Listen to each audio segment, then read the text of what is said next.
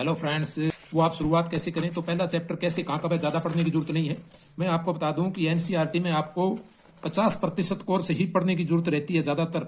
इसमें आधी चीज़ें तो वैसे ही सीधे सीधे समझने की होती ही नहीं है, सीधे ऐसे पढ़ लेने की होती है। ठीक है, वो आपका थोड़ा माइंड सेट जिसको बोलते हैं ओवरव्यू बनाती है सिर्फ। ये पीछे थोड़ा सा देख लेना, इसमें ज़्यादा पढ़ने की जरूरत यहाँ से आती है भी तारीख कैसे महत्वपूर्ण है। तो आपको स्टार्टिंग करना है, जो चीज़ अच्छी लगे उस पर आप हाईलाइट कर सकते हो या फिर पेन से आप लिख सकते हो। ये प्री के अकॉर्डिंग फैक्ट है तो पी लिख दो, अगर मेंस के अकॉर्डिंग है तो उसका एम लिख दो, दोनों के अकॉर्डिंग है तो पीएम लिख दो। ये पढ़ने का तरीका है। ठीक है, तो सबसे पहले आपने यहां लिखा, ये पढ़ा कि भारत में ब्रिटिश इतिहासकारों ने जो इतिहास लिखे उसमें हर एक गवर्नर जनरल का शासन महत्वपूर्ण है।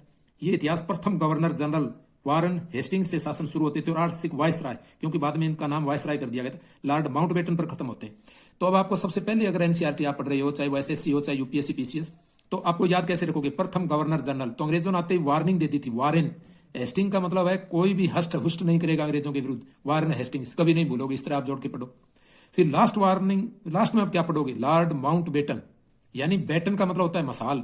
तो जो आजादी की मसाल है वो भारत को सौंप दी अंग्रेजों ने, जो लॉर्ड था महाराजा ने माउंटबेटन, बैटन मतलब बैटन भारत को सौंप दी। इस तरह आप इस तरह जोड़ के पढ़ोगे तो आपको रिवीजन करने की जरूरत नहीं पड़ेगी। ठीक है, और रिवीजन करोगे तो इस तरह निशान लगा लो, लास्ट में पन्ने पलटते रहोगे। आप किस प्रकार पढ़ें, इस प्रकार आगे पढ़ेंगे, तो इस प्रकार आगे चलते रहो। ये थोड़ा सा और आगे, यहाँ कुछ ऐसा है नहीं, यहाँ थोड़ा सा आया है भी जेम्स मिल की ये पुस्तक क्या है, ये हिस्ट्री ऑफ ब्रिटिश इंडिया। तो जेम्स मिल का दृष्टिकोण थोड़ा आपको ध्यान होना चाहिए भी किस प्रकार इसने अंग्रेजों भारत में शासन के लिए प्रेरित किया और भारतीयों को किस प्रकार संस्कृतिकरण किया, ये थोड़ा सा आपको पता चलेगा। हिस्ट्री ऑफ इंडिया को इन्होंने हिंदू मुस्लिम ब्रिटिश में बांटा, क्योंकि वह ये सिद्ध करना चाहते थे कि अंग्रेजों के आने से पहले यहाँ हिंदू और मुसलमान तानाशाहों का राज चलता था और आपसी बैर, जातिगत बंधन, अंधविश्वास थे। तो अब वो व्हाइट मैन बर्डन के सिद्धांत को यहाँ सिद्ध कर रहे हैं। वो कहते हैं कि यूरोपीय शिष्टाचार, कला, संस्थानों व कानूनों को यहाँ लागू किया जाए, और ये सुझाव दिया ताकि भारतीय जनता को ज्ञान और सुखी जीवन प्रदान किया जाए। उनका मानना था कि अंग्रेजों की मदद के बिना हिंदुस्तान प्रगति नहीं कर सकता। इस आधार पर वो अपने शासन को जस्टिफाई करते थे या पुष्टि करते थे। ये थोड़ा सा आपको समझना जरूरी है, ताकि आप कोई लेख आए या ऐतिहासिक कोई प्रश्न पूछे आपसे, एनालिटिक प्रश्न पूछे यूपीएससी में, वहां आप इस तरह कर सकते हो। अब ये महत्वपूर्ण है, यहाँ आ जाओ दूसरे पार्ट से। आप शुरू से ही अपने आप को किस प्रकार समझ करके पढ़ें ताकि रिवीजन की जरूरत ना पड़े। हर फैक्ट आपके काम का होता है। जैसे यहाँ पढ़ोगे कि मुगल बादशाह औरंगजेब सबसे शक्तिशाली बादशाह था 1707 में मृत्यु के बाद, तो 1707 तक मुगल साम्राज्य स्ट्रॉन्ग था। उसके बाद ये पतन होता गया और फिर क्या स्थिति बनी, विभिन्न रियासतें सामने आने लगी, दिल्ली अधिक दिनों तक प्रभावी केंद्र नहीं रहा। तो इसका फायदा आगे क्या उठाते हैं, अंग्रेज उठाते हैं। तो ब्रिटिश कंपनियां आती हैं, किस प्रकार आती हैं आपको पता है। ये देखो, पूर्व में ईस्ट इंडिया कंपनी का आना, तो प्रश्न पूछा गया है ईस्ट इंडिया कंपनी जब स्थापित हुई 1600 में, तो उस समय किसका शासन काल था। तो उस समय पुर्तगाल के खोजी यात्री वास्को डी गामा ने 1498 पहली बार भारत तक पहुंचने के इस मार्ग का पता लगाया, समुद्री मार्ग का। तो ये प्रश्न आया हुआ है। ठीक है, इस तरह आप पढ़ लो। फिर आप ये अभ्यास कैसे करोगे, आप इस प्रकार पढ़ लोगे। तो अभ्यास के लिए आप पुस्तक चुनो। ये पुस्तक है घटना चक्र की है, या फिर दृष्टि की, या कोई भी पुस्तक आप पीवाईक्यू की ले सकते हो। पीवाईक्यू प्रीवियस ईयर क्वेश्चन की, यूनिक की, जो भी आपको अच्छी लगती है। आप पाठ पढ़ने के बाद ये देखें, देखो वास्को डी गामा कालीकट पर किस वर्ष आया था, तो 1498 AD। ये प्रश्न बी है, ये सही है। तो इसी प्रकार से प्रश्न किसी भी एग्जाम से संबंधित पूछेंगे तो वो साथ साथ आपके तैयार होते रहेंगे। ठीक है, इसका बेनिफिट आपको रहेगा। अब लास्ट में कैसे पढ़ें वो भी हम विस्तार से मैं बताऊंगा। तो इस तरह आप पढ़ते रहें, बिल्कुल समय नहीं लगेगा आपको। एक दिन में आपका 1, 2, 3 पाठ तैयार हो जाएंगे।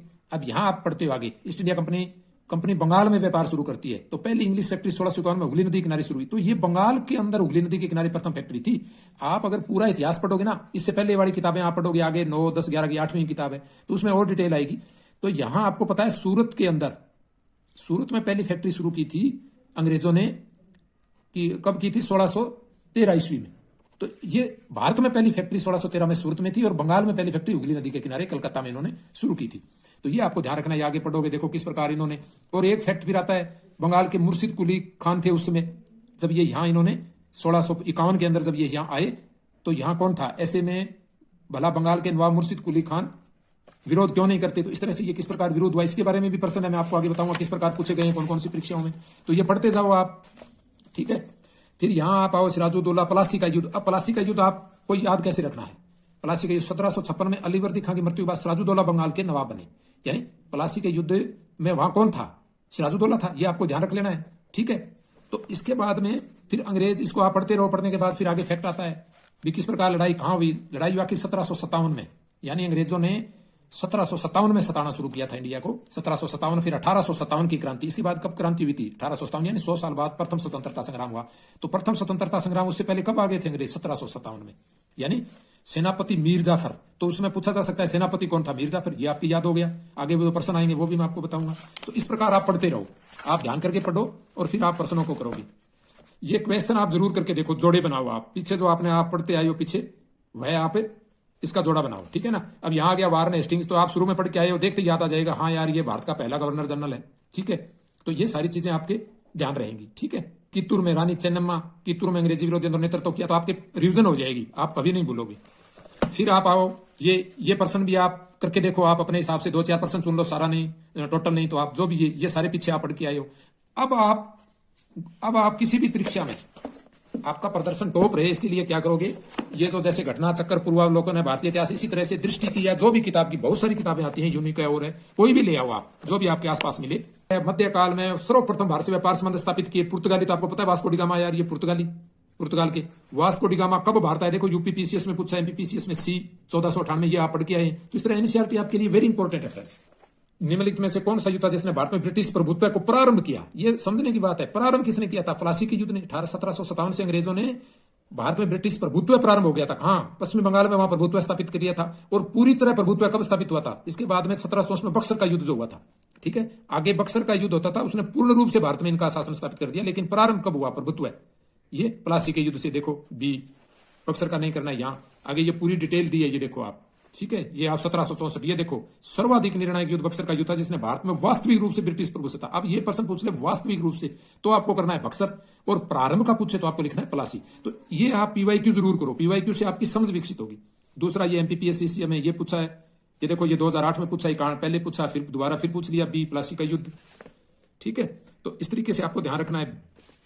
फिर आप आगे आ जाओ।